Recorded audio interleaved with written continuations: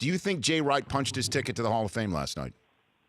Yeah, and I think even if they lost, Jay Wright's a Hall of Fame coach. I don't think there's much doubt about that. You wonder if he gets a wandering eye, Rich. I think it's worth asking at this point. You win 2 titles in 3 years. Billy Donovan won them back-to-back and found himself with a wandering eye a few years later. Jay certainly, I think, has the temperament and humility on an NBA sideline, unlike certain coaches in Lexington and recently Louisville who went to the NBA without that temperament and humility and failed spectacularly.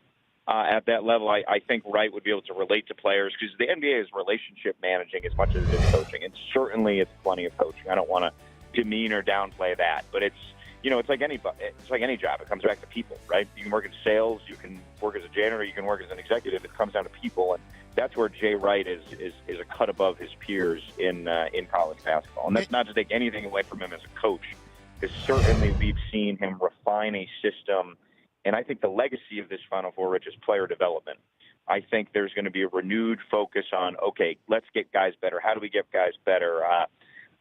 In the 4 Villanova games I saw in the tournament, I don't believe they committed a charge because they jump stop everything and they're in control at all times. And I just think there's some little nuances that are just byproducts of a really well-run fundamental program that Jay Wright has. Well, the only reason why Jay Wright might want to jump is I don't know, because to me, let's sit on this one a little bit here, Pete, because to me it might be like what's going on in football, where you're seeing guys instead of going pro just staying and becoming the lord over a fiefdom collegiately when the money is pretty much the same, right? I mean, sure. So why would Jay Wright want to bounce to the NBA unless what you and Pat Forty have been reporting on is going to start changing the entire landscape of the sport? I mean, what did you hear about your reporting over the last several weeks with tournament play kind of pushing that to the background,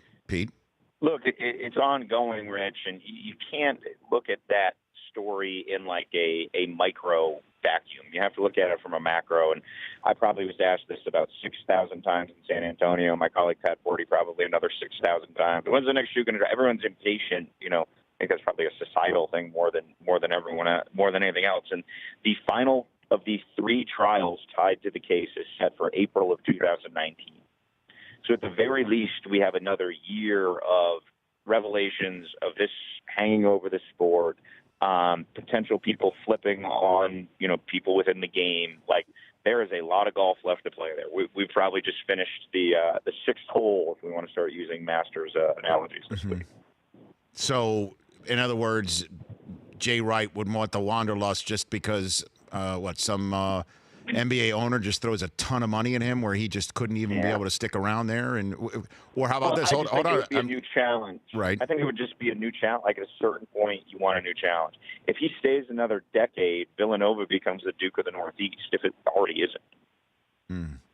All right. So when it all is said and done, I found it interesting. You say player development is going to be what's taken away from this tournament. We're going to see more and more people try to be like Villanova. Copycat sport situation. Yeah, and Michigan, quite frankly. I mean, you follow it close, Rich. Like, Mo Wagner wasn't exactly, someone that the coaches were lined up on the sideline to see in Berlin. And you can kind of go through. They certainly have very good players. You don't want to demean them. But, John Beilein wasn't let's put it this way. Michigan State's roster on paper was exponentially more talented than Michigan's this year. No one's going to dispute that. And Michigan had a much better season. So who do you think's got the better pro prospects, DiVincenzo or Wagner? What do you think? Oh, DiVincenzo. I mean, Wagner's a nice, skilled college player who fits well in that system. I don't know if he has the pop and the athleticism to really who is he on the next level? I have a hard time wrapping my mind around that. The Rich Eisen Show, weekdays at noon Eastern on Audience.